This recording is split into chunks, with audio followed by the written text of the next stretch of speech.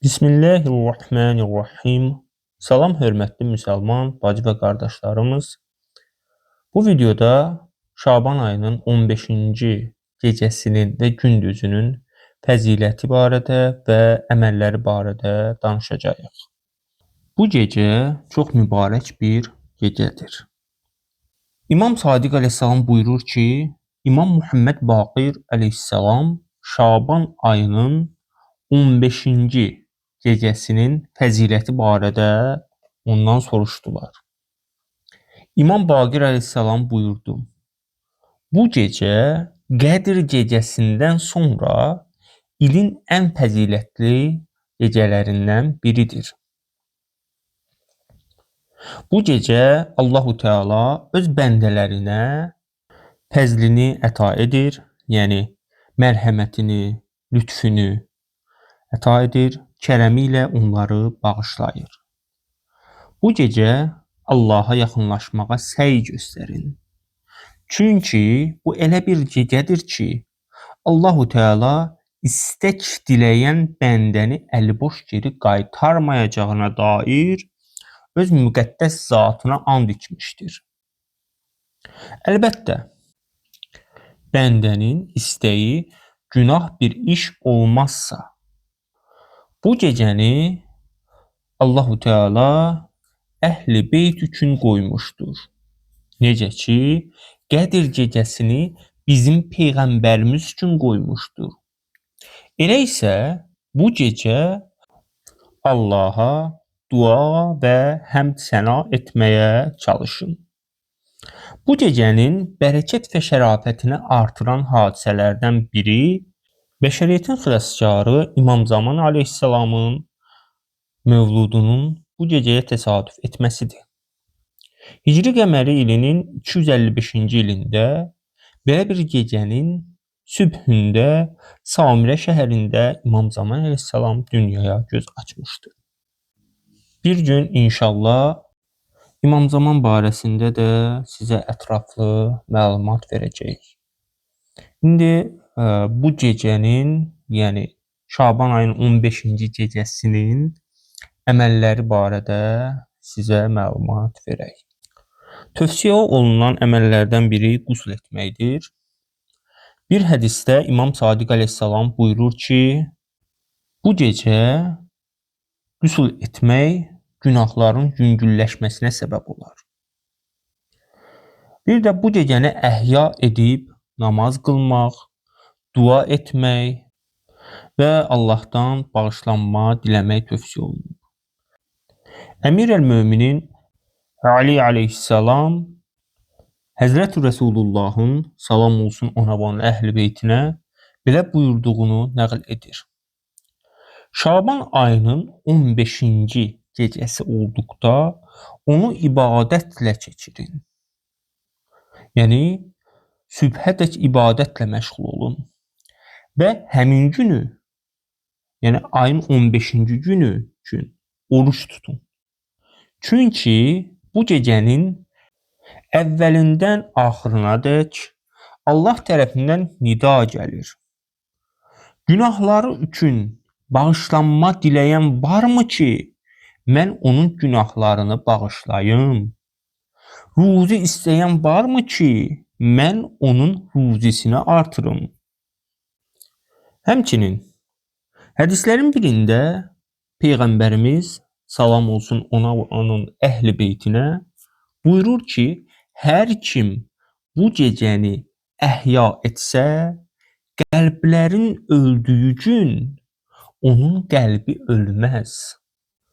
Bu gecənin əməllərindən biri də İmam Hüseyn əleyhissalamı ziyarət etməkdir. Bu ziyarət, yəni ki, bu ziyarəti etmək ən fəzilətli əməldir və günahların bağışlanmasına səbəb olar.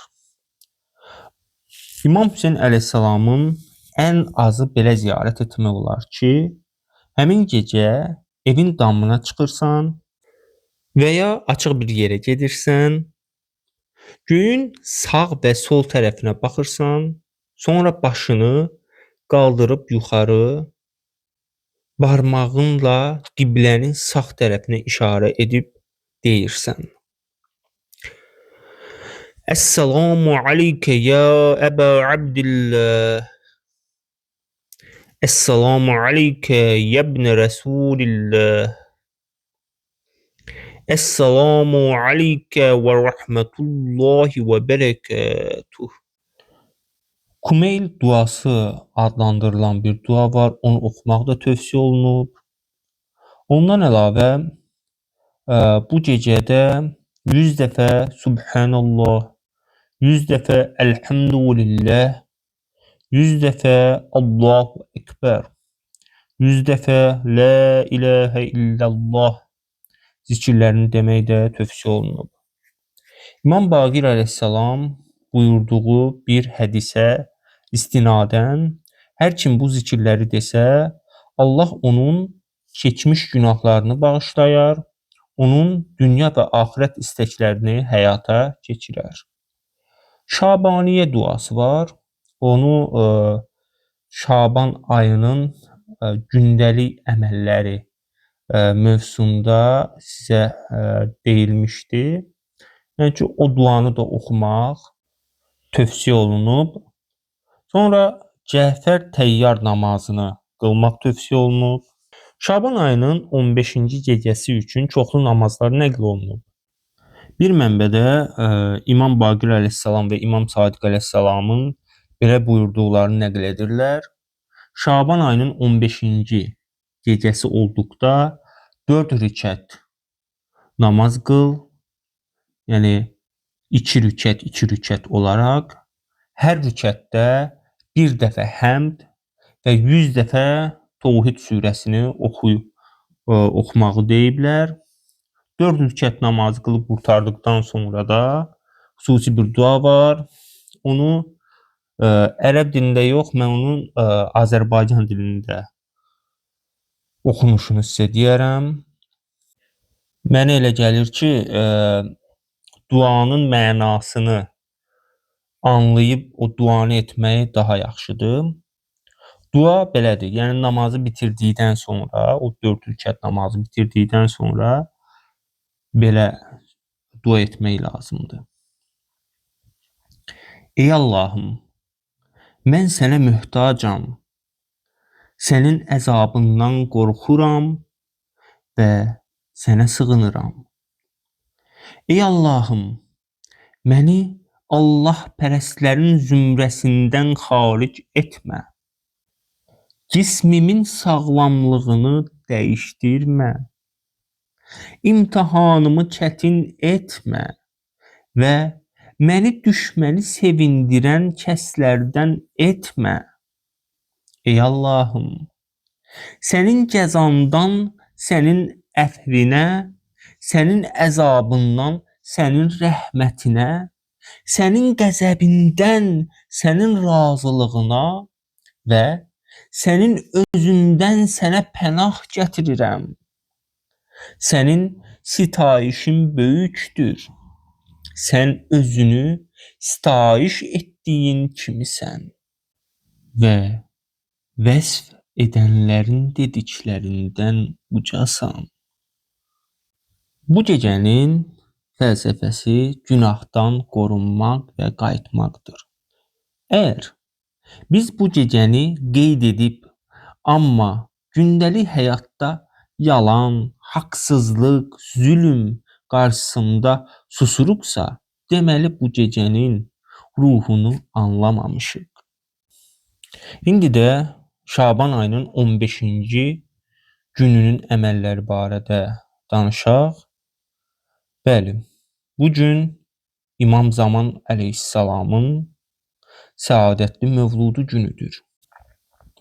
Bu gün münasibəti ilə bütün müsəlman bacı və qardaşlarımızı təbrik edirəm. İmam Zamanın zuhurunun tezlənməsini Allahdan diləyirəm. Bu günü oruç tutmaq tövsiyə olunub. Bu oruc Ramazana hazırlıq, nəfsi tərbiyə və qəlbi saflaşdırmaq üçündür. Bu günü İmam Zamanın tez zuhur etməsi üçün dua etməyi, onun ziyarətnaməsini oxumağı da tövsiyə etmişdilər. Bir sözlə, bu gecə və gündüz ümiddir, tövbədir, zuhura hazırlıqdır və məsuliyyətdir. Allahu Teala bizi mübarək gecənin bərəkətindən məhrum etməsin inşallah. Allahu Teala İmam Zamanın həqiqi köməkçilərindən bizi etsin inşallah. İnşallah İmam Zamanın zuhurunu tezləşdirsin.